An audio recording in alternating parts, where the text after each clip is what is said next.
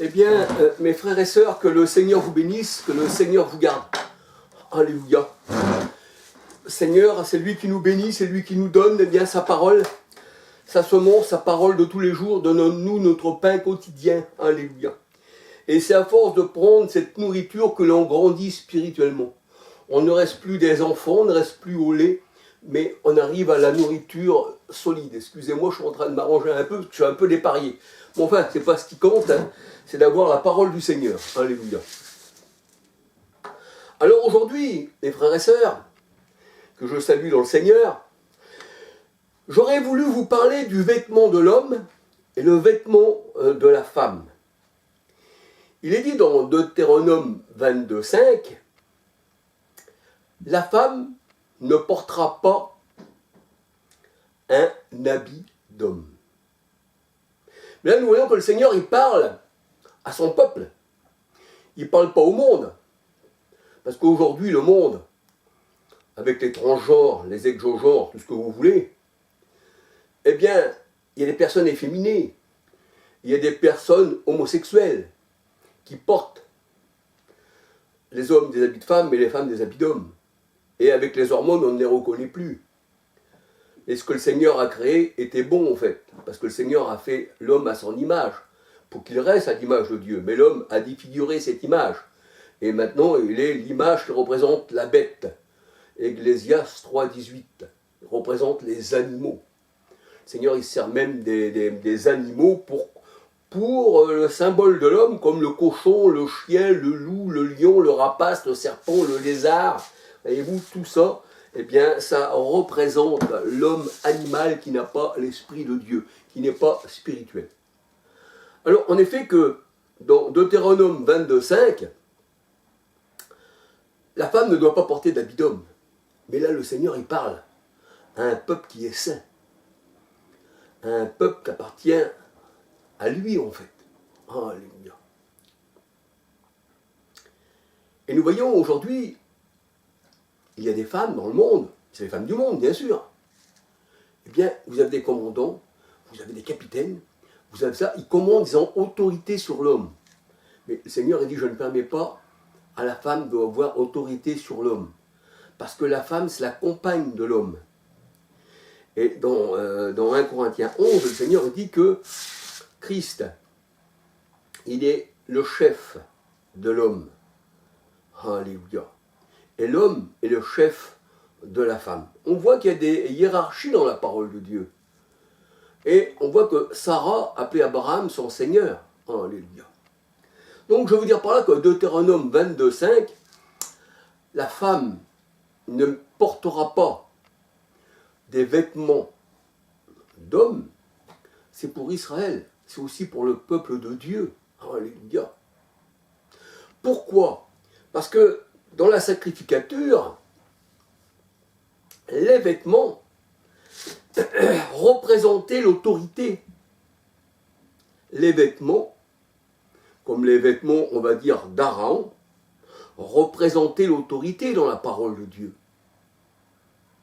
Les vêtements d'Aaron, la parole de Dieu nous dit, eh bien, c'était des vêtements saints. Et les vêtements devaient être aussi, eh bien, on va dire, consacrés à l'Éternel. Hein, c'est pour ça que tu consacreras ces vêtements et tu les liras dans ces vêtements. Et ils seront à mon service. Alléluia. Donc on voit que les vêtements du sacrificateur, du lévite, eh bien, étaient saints. C'est ce que la parole de Dieu nous dit. Et nous voyons que le vêtement, ce n'est pas simplement un habit qui habillait le sacrificateur, qui lui tenait chaud et qui lui donnait seulement un aspect de quelqu'un qui allait diriger. Mais le vêtement, c'est spirituel dans la parole de Dieu, c'est les commandements de Dieu. Les vêtements, c'est les commandements de Dieu. Alléluia.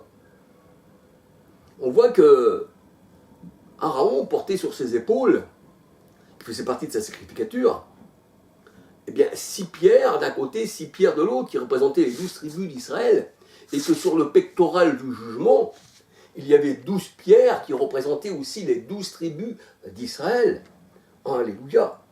Et on voit dans la parole de Dieu, c'est ce qu'on va voir, on va se laisser guider, que Aaron, eh bien, il avait la verge qui avait fleuri, et le Seigneur avait choisi parmi toutes les verges du peuple des tribus d'Israël, il avait choisi la verge d'Aaron. Et il l'avait consacré dans ses vêtements ainsi que ses fils. Mais c'était l'homme qui était consacré, sacrificateur dans ses vêtements. Imaginez qu'au temps d'Israël, il y a une femme qui vienne habillée comme Aaron, avec les pectorales du jugement sur le ventre, avec les pierres, mais elle se serait fait tout de suite lapider. Pourquoi? Parce que quand on regarde dans la parole de Dieu, le Seigneur a dit « Je ne permets pas que la femme porte des habits d'homme ». Parce que l'habit de l'homme, en réalité, ce n'est pas simplement porter un habit, ça va bien au-delà de ce que nous pensons. Alléluia. Alors on va se laisser guider dans la parole du Seigneur. Alléluia. Deutéronome 22, 5. Alléluia. Alors, parce que c'est vrai que la femme, si elle s'habillait en souverain sacrificateur, et puis qu'elle s'aurait mis des habits, on va dire, d'homme, hein, eh bien, ça aurait dénaturé carrément les plans de Dieu. Alléluia. Alors, Deutéronome 22, 5, une femme ne portera point un habit d'homme, et un homme ne portera pas un habit de femme. Donc, il y a une distinction, en fait. Alléluia.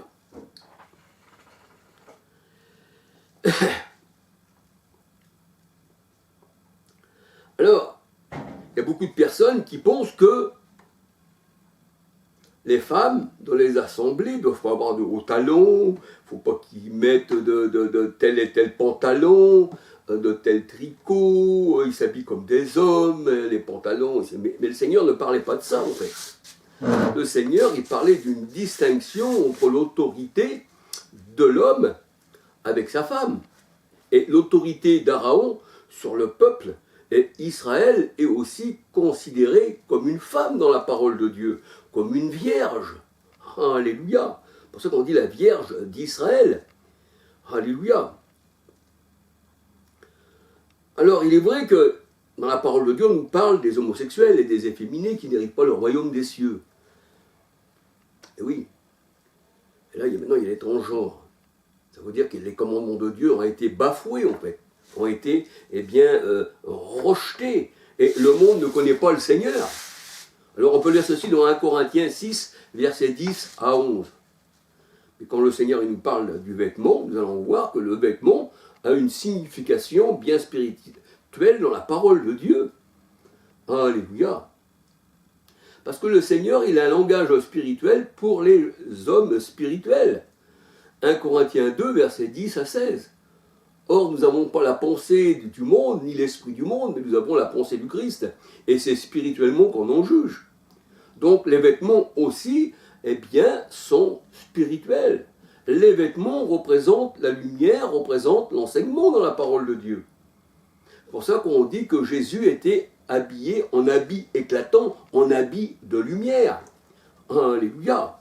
Et nous allons voir un peu plus loin que les vêtements, dans le vêtement, dans la frange du vêtement, on veut dire aussi les bords du vêtement, ça dépend des traductions de la Bible, il y a les commandements de Dieu.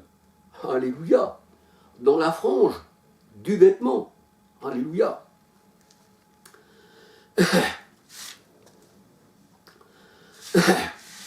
Alors, on peut voir dans la parole de Dieu que seul l'homme,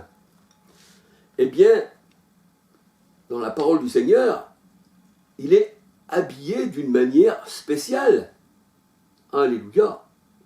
Il a donné le pectoral du jugement, il a donné l'habit de sacrificature, et on dit que le sacrificateur, c'est lui qui donne l'aliment de Dieu au peuple. C'est-à-dire, il donne la parole, c'est ce que nous allons voir dans la parole. Alléluia. Et ceci, le Seigneur, il ne l'a pas donné à la femme. C'est ce qu'il disait dans sa parole, je ne permets pas à la femme d'enseigner, c'est-à-dire la parole. Alors, dans la parole de Dieu, nous voyons que le vêtement représente la sacrificature, l'autorité. Et le sacrificateur, était consacré dans ses vêtements. Le sacrificateur, était consacré dans ses vêtements. Ses vêtements étaient aussi loin, ses vêtements étaient sanctifiés. Le Seigneur il dit, je suis saint, vous serez saints. Alléluia. Gloire au Seigneur. Alors, on peut voir ceci dans Lévitique 21, verset 10.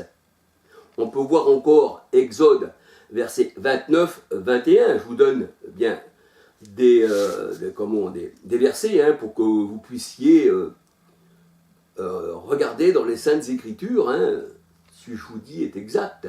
Un peu comme les Juifs de Bérée qui regardaient, eh bien, dans la parole, ce qu'on leur disait était exact. Je crois que c'est dans Acte 17, 11, un truc comme ça. Alléluia. Alors on voit que les sacrificateurs étaient au moins liés dans leurs vêtements. Lévitique 8, verset 30. Alors Exode 39, verset 41. Et là nous voyons les compagnons de Daniel, quand ils ont refusé d'adorer cette statue, eh bien ils ont été jetés dans la tourmente. Et là, la parole de Dieu, elle dit, ils furent liés dans leurs vêtements, dans leurs caleçons, et jetés au feu. Mais quand tu es lié dans tes vêtements, dans ton caleçon, dans tes habits de sacrificateur, dans tes habits, ça veut dire d'autorité que le Seigneur t'a donné la parole, tu ne peux pas renier. Tu vas aller au feu avec tes vêtements. Parce que le vêtement, comme on voit dans la parole de Dieu, c'est les commandements de Dieu. Dans le vêtement, il y a le commandement. Alléluia. On va le voir un peu plus loin. Et on voit que ensuite, après avoir été liés dans leurs vêtements, les compagnons de Daniel, la parole de Dieu nous dit que le roi vit un quatrième personnage avec eux. Ça veut dire que ce vêtement-là, c'est l'Éternel lui-même. Parce que la parole est Dieu. Les commandements, c'est Dieu lui-même. Ce n'est pas un commandement qui est hors de Dieu. C'est Dieu lui-même. Car la parole a été faite chair. Alléluia. Et s'est manifestée dans la chair, dans un homme. Alléluia. Alors, voyons. Daniel 3. Daniel 3, versets 20, 21, 23, 25, 28. Ça veut dire qu'ils n'ont pas renié leur sacrificature. Alléluia. Les vêtements, eh bien, représentent les commandements du Seigneur. Alléluia.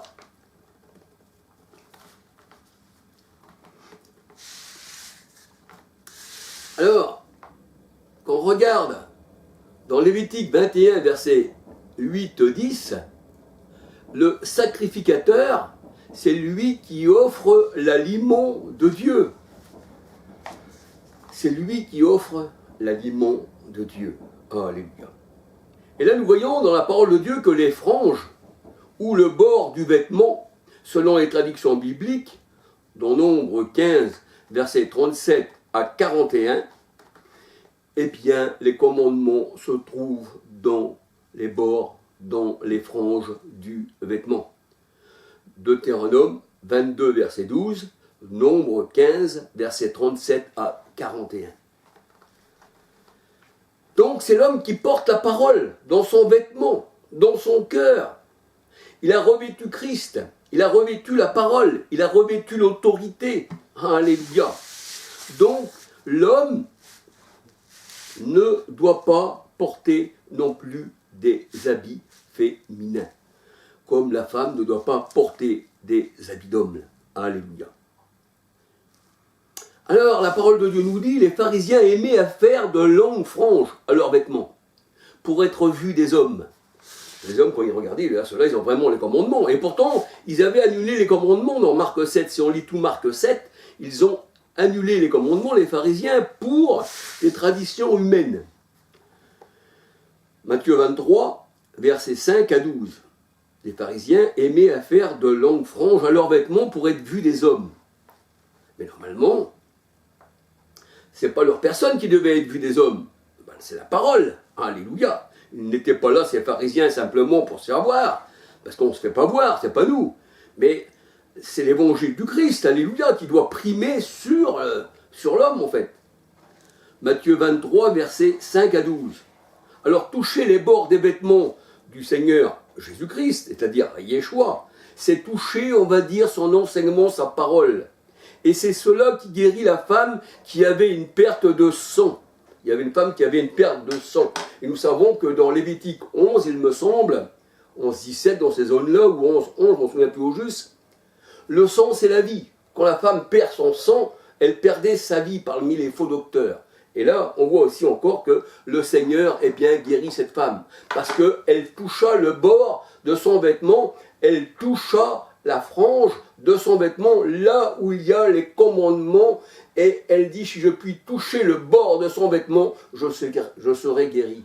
Si je puis toucher, Seigneur, le bord de ta parole, de ton vêtement, de ton enseignement, je suis guéri. Alléluia.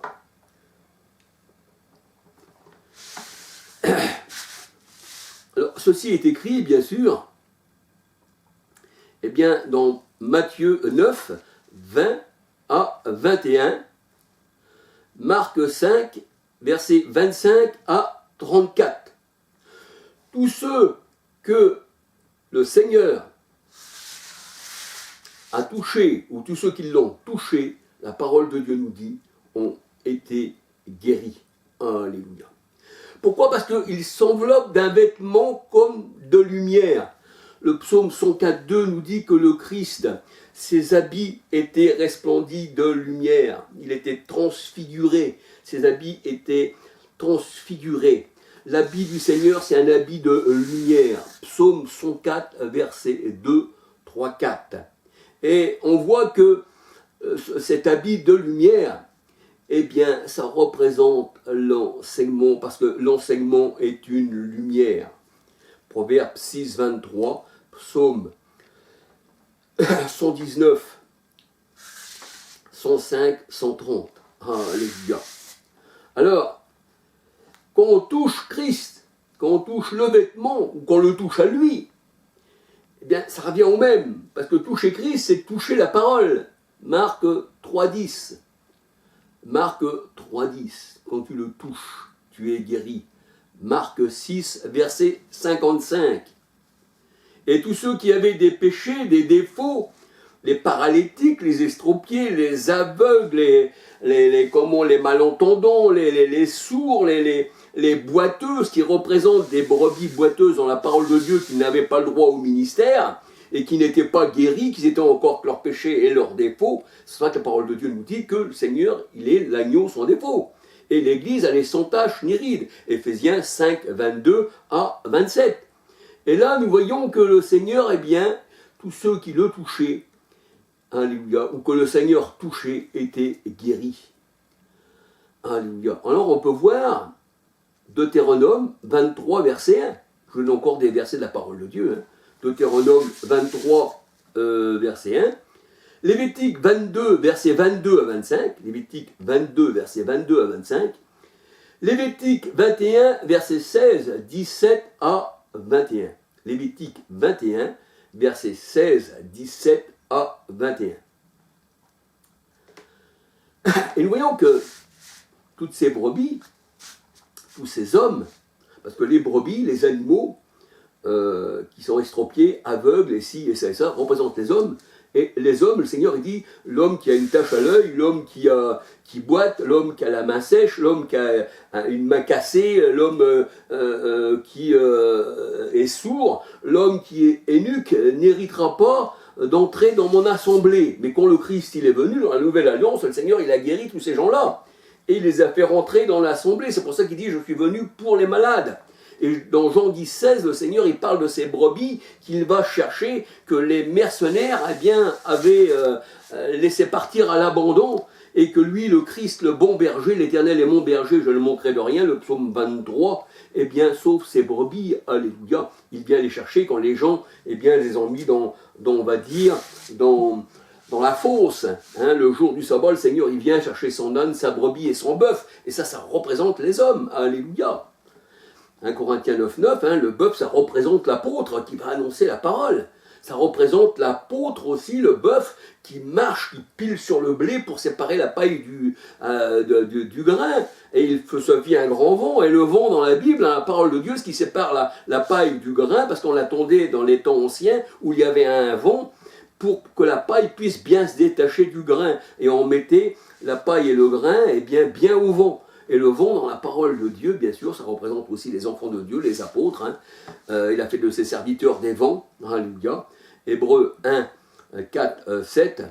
Et le psaume 103, 4, 2, 3, 4. Il a fait de ses serviteurs des vents. Et tous ceux qui sont nés de l'esprit, la parole de Dieu nous dit, dans Jean 3, verset 3 à 8, eh bien, sont comme le vent. Le Seigneur dit, tout homme né de l'esprit est comme le vent. Tu ne sais d'où il va le vent et d'où il vient. Ainsi en est de tout homme né de l'esprit.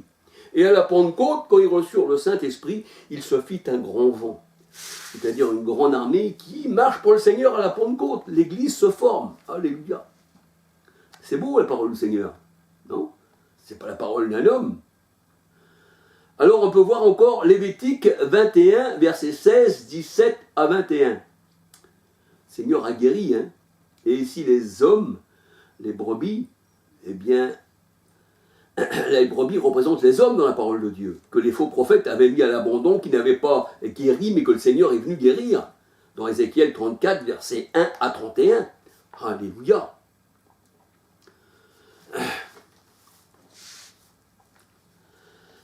Alors les faux prophètes, bien sûr, présentaient des brebis au Seigneur, mais avec des défauts. Et le Seigneur dit, je ne peux pas approuver vos holocaustes.